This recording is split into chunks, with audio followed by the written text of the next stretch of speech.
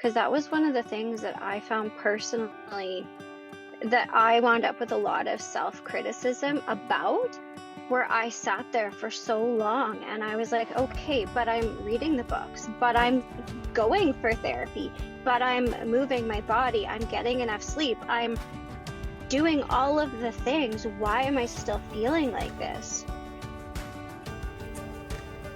Welcome, everyone, to the Chill Like a Mother podcast. Today, we are diving into one of my favorite topics. And it's a favorite not because it's fun, it's a favorite because a lot of people tell me in my clinical work and even conversations I've had on social media about mom guilt and burnout and overwhelm. And I'm here with Mariah today, and she's going to share a bit of her experience and some strategies. And we are just going to jump right into the conversation today. So, Mariah, would you like to introduce yourself to our audience today? So my name is Mariah Vargo. I guess, a lot of things. I am a mom of 4 boys. I am an educator. I've spent most of my 11 years, I guess, teaching as a learning support teacher. So I work with kids in schools who have some challenging behavior or academic struggles and support them through that. And I get to work as part of a team in that capacity. And then I have also been a single mom, and I have been a foster parent in the province. And so I feel like all of those different roles that I've played in my both professional and mothering journey have given me a really unique spectrum of things to pull from. I'm also currently working on, or waiting, I guess, to hear if I get accepted into a Master's of Counseling Psychology program. Some. Can we start out with kind of outlining how you would define burnout for moms? Oh, I feel like it's tough because it can look different for people, but I do think that there's just that common element of that overwhelm and that feeling of just like I can't keep doing that, or even like a numbness Mhm. where it's just you're just coasting and you're there but you're not really there. And maybe it's a case of like you reflect back on your day and you're like, I honestly have no flipping clue what the heck I even did today. Like, I don't know where the time went. I know for me personally that that overwhelm was a big piece, and it got to the point where I just couldn't cope anymore. And so I've seen that too with a lot of friends and families that I've worked with where the parents are struggling and they're burnt out. They don't have much more to give. Um, and so there's that emotional component, but then it also presents itself physically too. And that, at least for me personally, I found has been the most profound um, wake up call, I guess, in my own personal journey and struggle with burnout was those physical symptoms of the burnout that really started to get to me. So, Yeah, I yeah. think that's a really relatable um, kind of self-imposed definition, or how it presents Yeah, in the it's not body. it's Yeah, not a how no, for sure. And like psychological definition.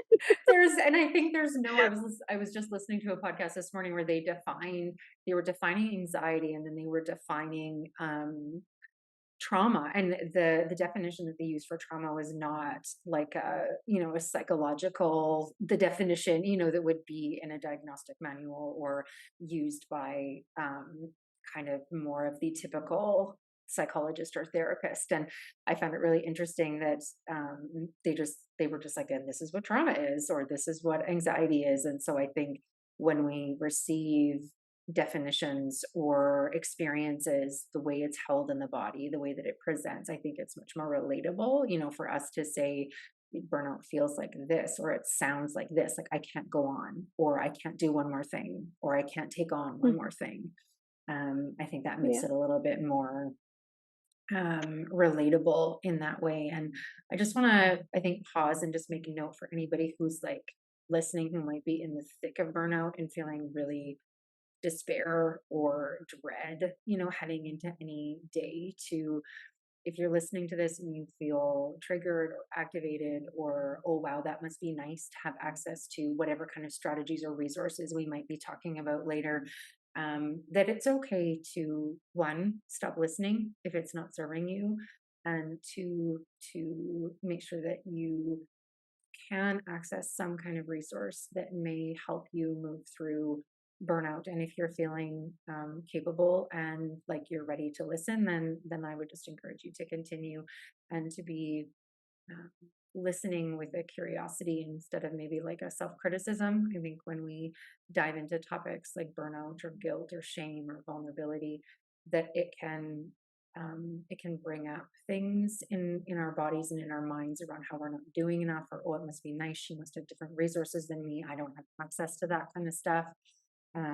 And so I think it's important when we're thinking about changing any kind of patterns, we just want to acknowledge that there's hard parts for everyone, and that if you're in a particularly really difficult down place, that listening to strategies might not make you feel very good. So I just wanted to kind of outline that for any of the listeners who might not be in a place where they're ready to receive. So, I actually really appreciate that you said that, because that was one of the things that I found personally that I wound up with a lot of self-criticism mhm, about, where I sat there for so long and I was like, "Okay, but I'm reading the books, but right. I'm going for therapy, but I'm moving my body, I'm getting enough sleep, I'm doing all of the things. Why am I still feeling like this?" I really appreciate that you said that, because you can, with burnout, be doing All of the everything things. right. In fact, you probably are doing And all of the things. Yeah. and you will still be burnt out. Sometimes we're like, "Okay, but there must be something hugely wrong with me, because Yeah. I'm doing all these things that it says that you're supposed to do." I'm an educator, and in my job is to work with challenging behavior in schools. And that alone, on its own, is exhausting. Mhm. And it takes so much from you, because you go in every day and you give your heart and soul to that job, trying to help those kiddos. And sometimes what you're doing doesn't help.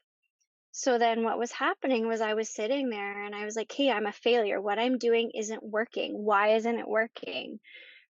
Because again, every book says this is what you do. Mhm. So why isn't it working? It must be something that's wrong with me. And then I started to internalize that. And then I'd go home and I'd have my own children after spending a day dealing with children with challenging behavior and feeling like what I'm doing isn't working. I'm not making a difference. My job as a teacher, the whole reason I became a teacher was to make a difference. And I don't feel like I'm doing that. Um, and then I'd come home, and one of my children has some challenging behavior of their own, that we've been navigating. And so it was like I'd go from one situation to another one, and that was exhausting. And then with teaching, a lot of the time, it's not just teaching. There's Mhm. extra cur, there's committees, there's meetings, there's XYZ. And I just kept taking on more and taking on more and taking on more, thinking, well, good teachers do this, good moms do this. We sign up to coach the soccer team or the ball team or the whatever team, and oh sure, we'll work at this fundraiser and that fundraiser and the next fundraiser, and we'll be on this board and that board and the next board. And I knew it was coming, actually, before even going into the school year. This school year, I knew it was coming. I could feel it in my body. I i had tons of physical symptoms. I had vertigo, I was sweating excessively, I was breaking out in rashes everywhere, like my armpit skin was actually peeling off. It was disgusting. My memory was awful. I was so irritable. I was just miserable. I was a bitter human. Mhm. My patience wasn't where it should be. At least for me, like where it typically is, I shouldn't word that as and it should be. Just for me, it wasn't where it typically was. It was different from my norm. Um, I was having severe joint pain. I was having migraines, and um, I knew it was coming. And I was like, I knew in my head, it was like, okay, I've got to do something to manage this stress Mhm. because I know where this is heading. It's not heading anywhere good. I need to do something. And I remember going to my naturopath and being like, I need help because, like, I don't know what to do. And like, I Mhm. can't live like this. This isn't a Yeah. way to live. Um, and it was like, "Okay, well, you need to, like, make some changes. What are changes that you can make?" Mhm. And at that time, I told myself, "There's nothing. What is causing me stress, I can't change." And I had Mm. convinced myself that that was the case. What I know now is different, but at that Right. time, that's what I thought. And so I didn't change anything. It was like, "Okay, well, we'll take some supplements that'll hopefully help your body a little bit." And they didn't. Right. Um, But ultimately, it all came crumbling down when I was ultimately physically assaulted at work by a student. Okay. I wound up in a situation where I got trapped against a door and kicked multiple times in the abdomen before my colleagues could come and remove that child off of me so that I could get up and get out of the way. And ultimately, wasn't that child's fault. That child wound up in a trauma response due to a situation that they had been dealing with, and I was just in the wrong place at the wrong time. Wound up getting out of that situation, going, to take some time, bawling, went home, didn't feel good, but went home, went to bed, got up the next morning, went to work because we are so short-staffed. I was like, "I can't take a sick day. My colleagues need me. The kids that I work with Yeah. need me. I need to go to work. I have a big important meeting that day. I can't not be there." And so even though I had something that was really traumatic happen to me, I figured I needed to go. So I walked into work that day, and as soon as I got into the building, I started sweating profusely. My body was telling me, "No, this isn't good." And was in my office, and I had two colleagues who, out of their, I guess, respect for me, came in and closed the door and said, "What the heck are you doing here? You shouldn't be here. You need to go home. Have you even been to a doctor? Like, what are you thinking?" And it was like, "Okay, but I can't. I need to be here. You guys are short. I'm supposed to be covering. Like, I can't not be here. It's not fair." And they were like, "No, like, you need to go home. You need to go to a doctor. You need to get checked out. You need to take some time." Um, and I remember at that point I broke and I just started bawling. And all I could think about in my head was, I'm a failure. I suck at my job. I'm letting everybody down. My administrator is going to think I suck at my job, that I'm incapable. Everybody's going to think I'm a crazy person now because I'm sitting in my office bawling, essentially having a mental breakdown. Was what was going through my head about how horrible of a person I was, how I was letting everybody down, and I was a failure. And I convinced myself that what happened to me was my fault. But ultimately, they called my husband and they sent me home. Mhm. And that, at that time, caused even more upset Right. and more embarrassment and humiliation and continued that negative thought spiral in my head. But I went to the doctor. Couldn't even articulate once I got to the hospital what was wrong with me. I just bawled.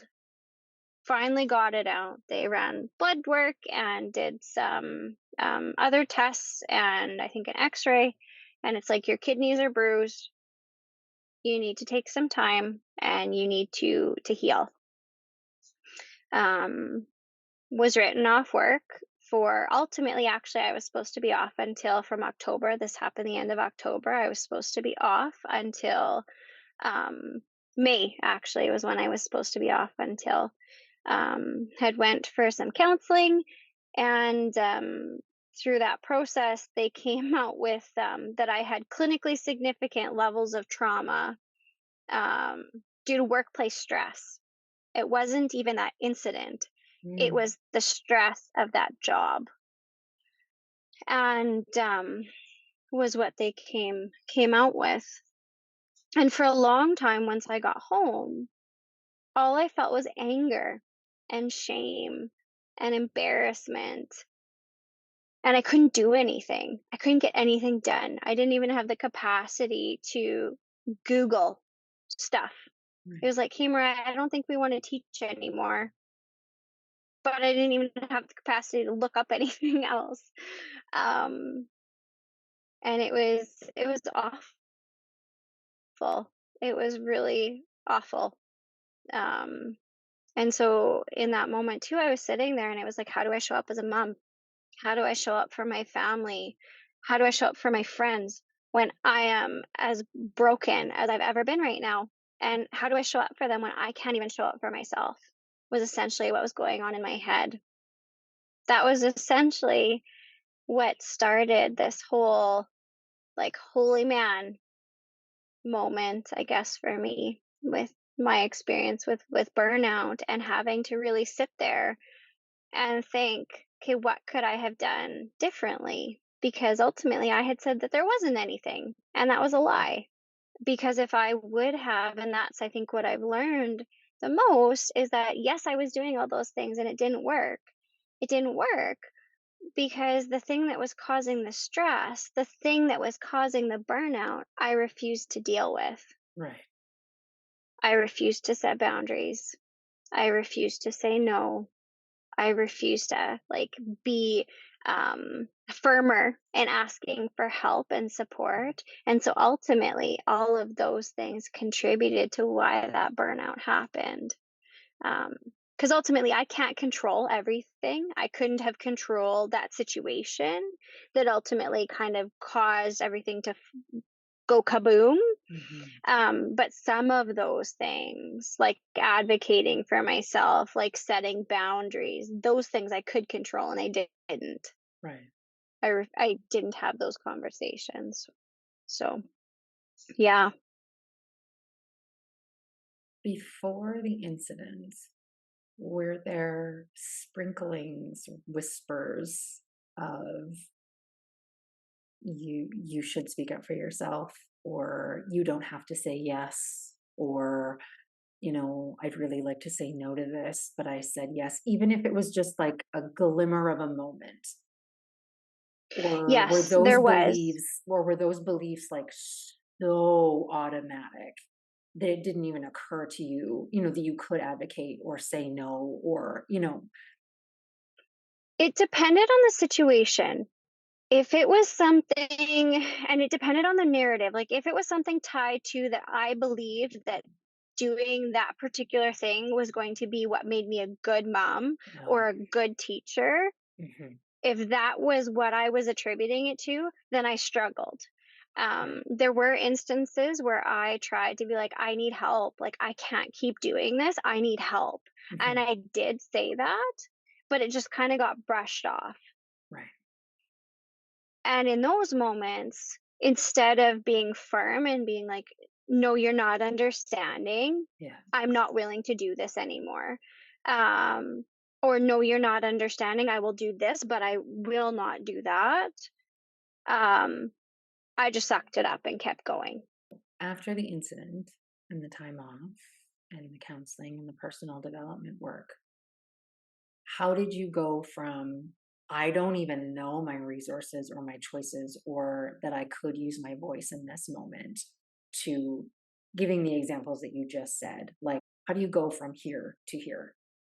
It was a lot of like time thinking, which also sometimes made me really angry because when you're home by yourself, you spend a lot of time in your own head. Right. And sometimes it's helpful and sometimes it's not. Um, but I had to start to really think about what are my values? Mm. Are my choices aligning with my values? Are some of the decisions I made for work, did they align with my core values? No. And so it was a case of, okay, so if that's the case, then what can we do instead? Right. And constantly coming back to and referencing, does this align with my values? Yes. Okay, cool. Then we're good with that. Um, or if no, then there's a boundary or conversation that needs to happen there. Something else was kind of reconciling and battling within myself of this idea that I had of how I thought people should see me. Mm. And I was holding on to this idea that I needed to present as having it all together. And I don't need to ask for help because I don't want to think that anybody thinks that I can't do it. And that stems back from being a single mom. And I don't even remember, I think I was reading a parenting book and it cited how children of single parents um, had worse outcomes. And I remember feeling so ticked off and being like, this is BS. Mhm. And my child is not going to suffer because he has a single mom. And I am going to prove, I'm going to work my butt off to prove that he is not going to be any less or have any worse outcomes than a child from a two-parent household. And so I was holding on to that idea that no, I need to do it all because I'm not going to have that for him. I am not going to be a statistic. My child is not going to be a Mhm. statistic. No way.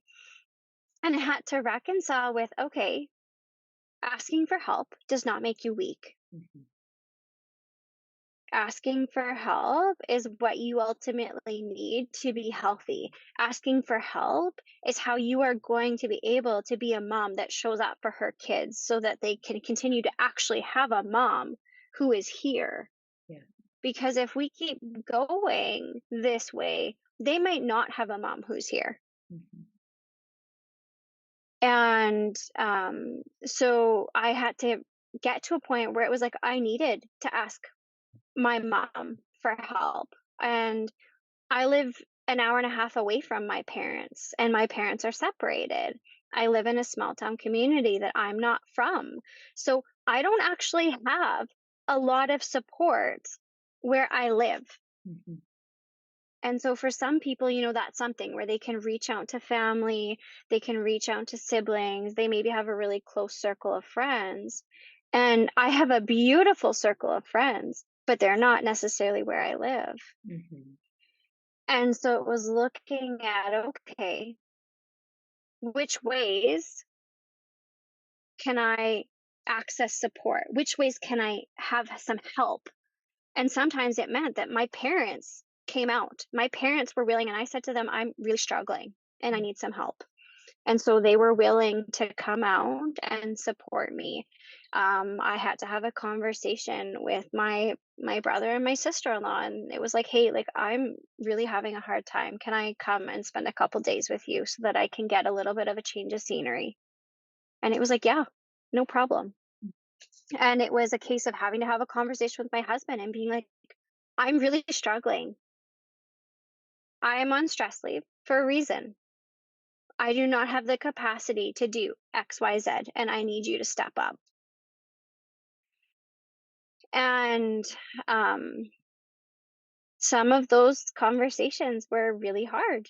And sometimes there were people who were not able to step up when Mhm. I needed them to step up, which I am sure for many people is also the case that Mhm. sometimes the people that you count on, you can't necessarily count on.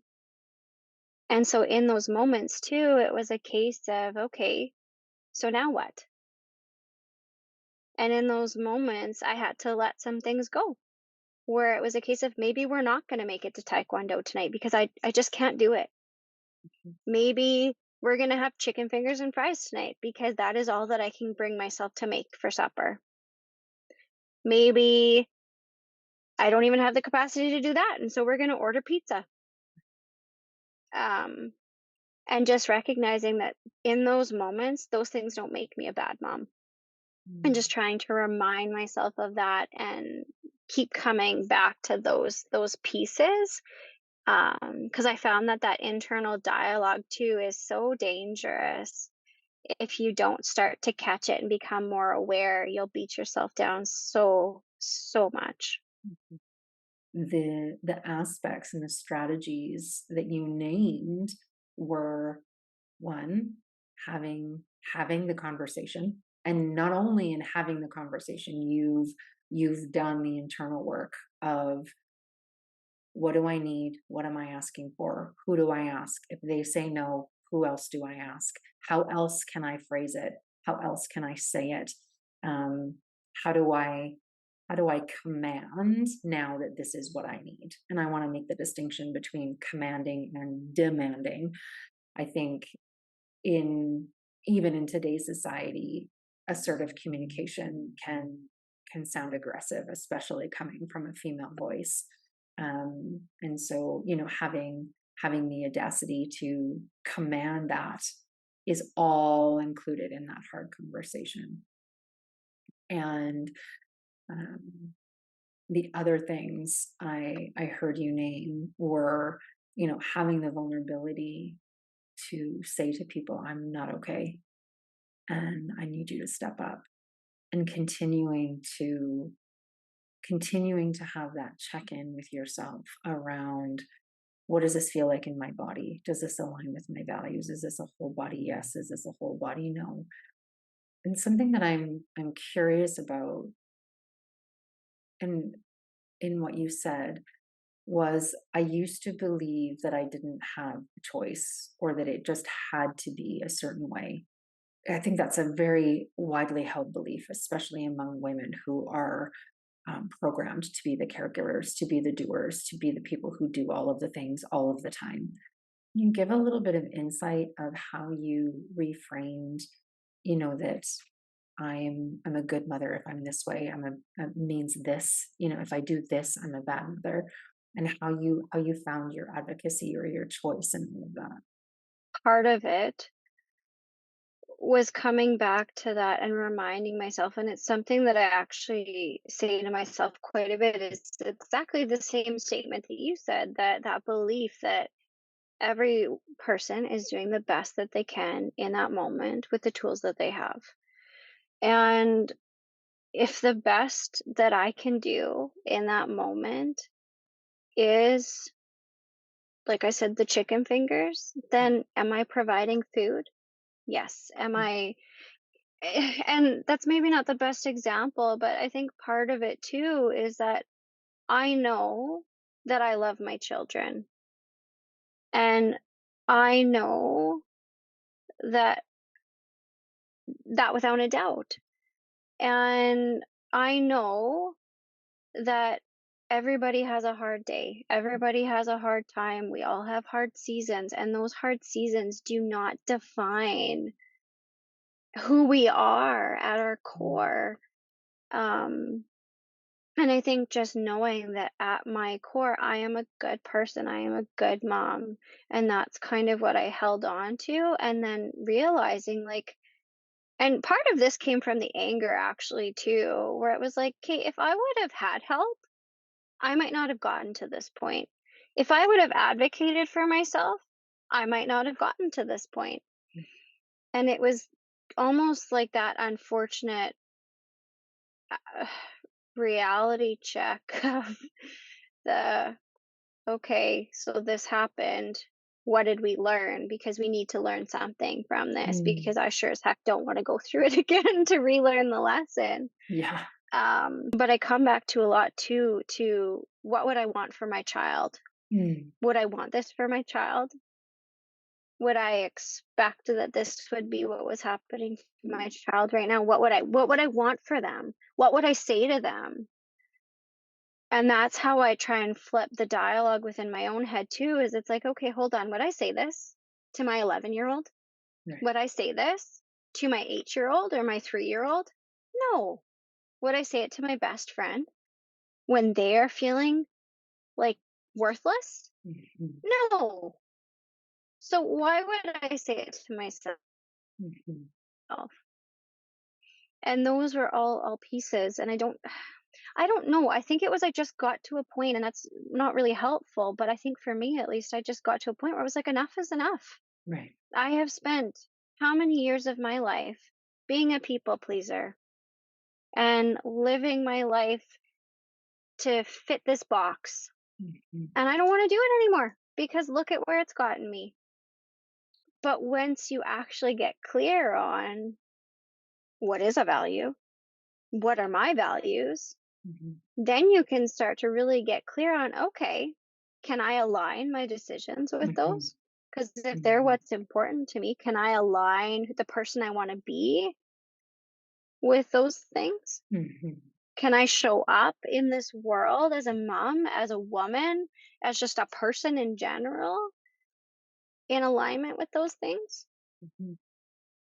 Because I think that that's important too. Because if you don't know, well, it's almost like you're kind of flying blind a little bit. Mhm. Yeah. Doing work on authenticity and values and shame resilience is some of the simplest and most profound kind of work, because when a person surrenders to the process, the hard process of figuring out who they are, what they stand for, what beliefs they're going to hold and emulate through their life, things like burnout and guilt and rage and low frustration tolerance and even confidences can make a big difference in the motherhood journey. Well, and I think too, asking yourself, am I doing this because I saw a bunch of pictures on Instagram of everybody throwing these opulent birthday parties with the balloon things? Or am I doing this because it brings me joy? Am Yes. I doing this because it's important to my child? Like, which one is it? Yeah. Because that's kind of telling for you too. Because it shouldn't be about if it's Pinterest worthy. It should Mhm. be because it brings you joy or it's important to you or it aligns with that sense of value in some way. But Mhm. I feel like there's this pressure we're putting on ourselves to do so many of these things, and when we actually sit back and just because that's what's done Mhm. or that's what we see, but when we actually sit back and it's like, why the heck am I doing this? I don't even want to do this. I don't even Yeah. like this. I think this is dumb. It's like, oh, okay. So we're not helping ourselves in that instance either because we're not being true and authentic to ourselves and what we want to do. We're just going along with things Mhm. for keeping up with the Joneses, I guess, or Mm. matching your social media feed. The value, I think, of curiosity is really important to me. And when I when I ask myself questions, or when I even question things maybe in my relationship or the status quo, that curiosity comes in of like, why do we do treat bags? Why do I have to do a certain thing to be a good mom? Why does my kid have to be in 5 activities? What does that prove for me? Or what am I trying to do? And so that's my personal experience. But I've also walked many clients through this process of, getting curious about where some of those messages come from. And I think, coming full circle in this particular conversation, around the curiosities that you had around, is this in alignment with me anymore? How can I advocate for my needs? Now I've had this experience. How am I going to move through it? How am I going to respond to it? What do I need? What do the people around me need? And I just want to acknowledge that the things that we have talked about and the strategies, there is work and mental load involved in that. And if you are at a place where you cannot get going, if you cannot get moving in the direction that you'd like to move into, to reach out. And Okay, I find too sometimes with personal growth, I find that gets really heavy too, Mhm. where you read and read and read and read, or you take a course and you take a course and you take a course and you're looking at stuff and you're looking at stuff. And then it gets to a point where I feel like even that gets so dark and so Yes. heavy. You're almost But burnt it's out like, from the oh, but development. just keep going, just keep going. You got more to dig through here. And it's like, I feel sometimes like there's this pressure that you have to keep doing it all the time. And that can burn you out too, because that's hard. It's hard, uncomfortable, intense work. And you got to come up for air every once in a while there too. But yeah, some of that too, I found like sometimes it's not helpful. Sometimes we're not in a place to do that. And that's okay too. Yeah. So yeah, the answer to burnout is actually to do less, not to do more. Like in the most simplest way, if somebody was to just take one sentence away from today, it's that if you are feeling burnout, you have to do less. Thank you so much for hanging out with us today on the Chill Like a Mother podcast. If you had an aha moment or found yourself saying, oh yeah, me too, maybe share this podcast with somebody who might appreciate it, a friend, maybe in your mom group or on Facebook. Episodes come out every Sunday to help you with those Sunday scaries. And subscribe so that you never miss an episode and you can carry me, Kayla, around in your back pocket. If you liked this episode, please leave us a rating or a review. I'd love to hear from you. And if you want to look at it behind the scenes and get exclusive ways to be more chill as a mom, follow me on Instagram at chill.likeamother. All of the mentionables are linked in the show notes, and always, this is not a replacement for professional advice, though we are professionals, we're not your professional, though we do encourage you to seek whatever professional supports you may need in your life. And in case you haven't heard it today, you deserve the time and the money that it might take for you to take care of yourself in whatever way you need taken care of. Have a relatively chill day and catch you in the next episode.